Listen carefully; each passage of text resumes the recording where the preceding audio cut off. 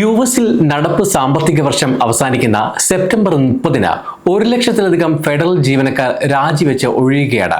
സർക്കാർ വകുപ്പുകളിലെ ജീവനക്കാരുടെ എണ്ണം കുറയ്ക്കാനായി ഡൊണാൾഡ് ട്രംപ് ഭരണകൂടം നടപ്പിലാക്കുന്ന ഫെഡറൽ ഡെഫേർഡ് റെസിഗ്നേഷൻ പ്രോഗ്രാമിന്റെ ഭാഗമായാണ് കൂട്ടരാജി നടക്കുക. രണ്ടാം ലോക മഹായുദ്ധത്തിന് ശേഷം ഫെഡറൽ ജോലികളിൽ ഒറ്റ വർഷമുണ്ടാകുന്ന ഏറ്റവും വലിയ കുറവാണിത്. യുഎസ് കോൺഗ്രസ് അധിക ഫണ്ട് അനുവദിക്കുന്നതിൽ പരാജയപ്പെട്ടാൽ ഗവൺമെന്റ് ഷട്ട്ഡൗൺ ഉണ്ടാകുമെന്ന സമയത്താണ് ഈ കൂട്ടരാജി നടക്കുന്നത്. ഷട്ട്ഡൗൺ ഉണ്ടായാൽ വലിയ തോതിലുള്ള പിരിച്ചുവിടലുകൾക്ക് തയ്യാറെടുക്കാൻ വൈറ്റ് ഹൗസ് ഫെഡറൽ ഏജൻസികൾക്ക് നിർദ്ദേശം നൽകിയിട്ടുണ്ട്. ട്രംപിന്റെ രാജിവെക്കൽ പദ്ധതി മുഖേന ജീവനക്കാർക്ക് നൽകേണ്ട ആനുകൂല്യങ്ങളടക്കം $14.8 ബില്യൺ ചെലവ് വരുമെന്ന് സെനറ്റ് ഡെമോക്രാറ്റുകൾ ജൂലൈയിൽ പുറത്തിറക്കിയ റിപ്പോർട്ടിൽ പറയുന്നു. എന്നാൽ ഇത് ദീർഘകാല ചെലവ് കുറയ്ക്കുമെന്നും പ്രതിവർഷം $28 ബില്യൺ ലാഭിക്കുമെന്നും ഭരണകൂടം വാദിക്കുന്നു. സെപ്റ്റംബർ 30-നകം രാജിവെച്ചൊഴിയുന്ന ജീവനക്കാർക്ക് 8 മാസം വരെ അഡ്മിനിസ്ട്രേറ്റീവ് അവധിയിൽ പൂർണ്ണ ശമ്പളവും ആനുകൂല്യങ്ങളും ലഭിക്കും. ഒറ്റത്തവണയുള്ള ഈ ചെലവുകൾ ദീർഘകാല ഫെഡറൽ സർക്കാർ ചെലവുകൾ കുറയ്ക്കുമെന്ന് ഓഫീസ് ഓഫ് പേഴ്സണൽ മാനേജ്മെന്റ് പറഞ്ഞു. ജീവനക്കാർക്ക് ഈ പദ്ധതി ഇല്ലായിരുന്നെങ്കിൽ പോലും ശമ്പളം ലഭിക്കുമായിരുന്നതിനാൽ സർക്കാരിന് അധിക ചെലവില്ലെന്ന് വൈറ്റ് ഹൗസ് വക്താവ് പറഞ്ഞു. ഇത് ചരിത്രത്തിലെ ഏറ്റവും വലുതും ഫലപ്രദവുമായ വർക്ക് ഫോഴ്സ് കുറയ്ക്കൽ പദ്ധതിയാണ്. ഇതുവഴി സർക്കാരിന് പ്രതിവർഷം $28 ബില്യൺ ലാഭിക്കും. സ്വമേധയുള്ള വേർപിരിയൽ പദ്ധതികൾ, സ്വാഭാവിക വിരമിക്കൽ, നേരത്തെയുള്ള വിരമിക്കൽ പദ്ധതികൾ എന്നിവയിലൂടെ മൊത്തം 2,75,000 ജീവനക്കാർ വിട്ടുപോകുമെന്നാണ് വക്താവ് പറയുന്നത്. അതേസമയം ജീവനക്കാർ ഭയവും സമ്മർദ്ദവും കാരണം രാജിവെക്കാൻ നിർബന്ധിതരാകുന്നുവെന്ന് പറയുന്നു. ഈ പദ്ധതിക്കെതിരെ ഫെഡറൽ ജീവനക്കാരുടെ യൂണിയനുകൾ കോടതിയിൽ നിയമ നടപടികൾ ആരംഭിച്ചിട്ടുണ്ട്. ഈ വർഷം ജനുവരിയിലാണ് US federal deferred resignation program ആരംഭിച്ചത്.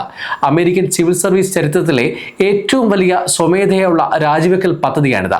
ഏകദേശം 2 ദശലക്ഷം ഫെഡറൽ സിവിൽ ജീവനക്കാർക്ക് 2025 സെപ്റ്റംബർ 30 വരെ ശമ്പളവും ആനുകൂല്യങ്ങളും നിലനിർത്തിക്കൊണ്ട് ജോലിയിൽ നിന്ന് രാജിവെക്കാൻ ഈ പദ്ധതി അവസരം നൽകി. 1,54,000-ഓളം ജീവനക്കാർ ഈ അവസരം സ്വീകരിച്ചു.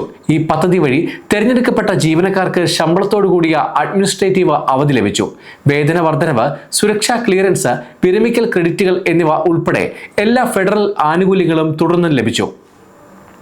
സൈനികർ, യുഎസ് പോസ്റ്റൽ സർവീസ് ജീവനക്കാർ, ഇമിഗ്രേഷൻ ആൻഡ് കസ്റ്റംസ് എൻഫോഴ്സ്മെന്റ്, മറ്റ് അത്യാവശ്യ തസ്തികകളിലുള്ളവർ എന്നിവരെ ഈ പദ്ധതിയിൽ നിന്ന് ഒഴിവാക്കിയിരുന്നു.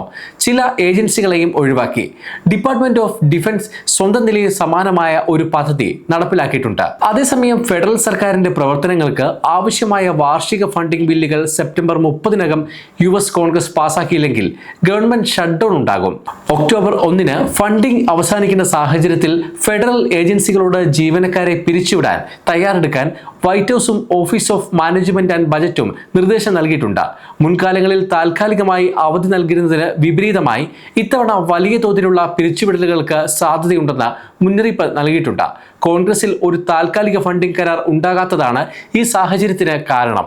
അഫോർഡബിൾ കെയർ ആക്ടിന്റെ മെച്ചപ്പെടുത്തിയ നികുതി ഇളവുകൾ നീട്ടണമെന്ന ആവശ്യത്തിൽ ഡെമോക്രാറ്റുകൾ ഉറച്ചു നിൽക്കുകയാണ്.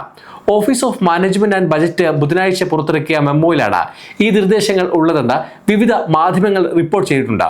ഒക്ടോബർ 1-ന് ഫണ്ടിംഗ് അവസാനിക്കുന്നതും മറ്റ് ഫണ്ടിംഗ് സ്രോതസ്സുകൾ ഇല്ലാത്തതുമായ ഏജൻസികളോടാണ് ജീവനക്കാരെ പിരിച്ചുവിടാനുള്ള നോട്ടീസുകൾ നൽകാൻ ആവശ്യപ്പെട്ടത്.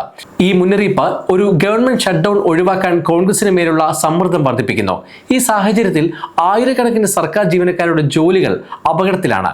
മുൻകാലങ്ങളിൽ ഗവൺമെന്റ് ഷട്ട്ഡൗൺ ഉണ്ടായപ്പോൾ ഫെഡറൽ ജീവനക്കാരെ സാധാരണയായി ഒരു ബജറ്റ് കരാർ ഉണ്ടാകുന്നതുവരെ താൽക്കാലികമായി അവധിയിൽ പ്രവേശിപ്പിക്കുകയായിരുന്നു പതിവ്.